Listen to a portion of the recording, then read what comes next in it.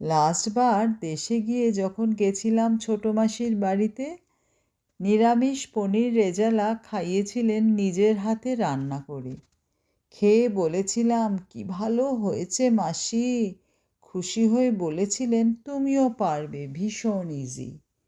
3টি উপকরণ লাগবে সাদা, একসাথে বেটে নিও কাজু, দই আর পোস্তটা।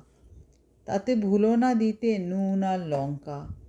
প্রথমে স্লাইস করো পনিরগুলোকে, তারপর ভেজে নিও প্যান শুদ্ধ সাদা তেলে। ভাজা পনির তুলে রেখো একটি পাত্রে। এরপর ঢেলে দাও সাদা মিশ্রণটি তেল শুদ্ধ প্যানটিতে। ফুটে উঠলে ঢেলে দাও ভাজা পনিরগুলোকে।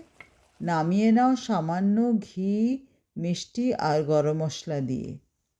গরম গরম পরিবেশন করো ভাত কিংবা পরোটা দিয়ে। কে কোথা থেকে দেখছো আমার এই রেসিপিটা কমেন্ট বক্সে জানাতে কিন্তু আমায় ভুলো না। ভালো লাগলে প্রেস করে দিও লাইক, শেয়ার অ্যান্ড সাবস্ক্রাইবের বাটনটা। সাথে অনুরোধ রইল ফলো করে দিও দেশ দেশান্তরের পেজটা। আজকের জন্য জানাই সবাইকে টাটা।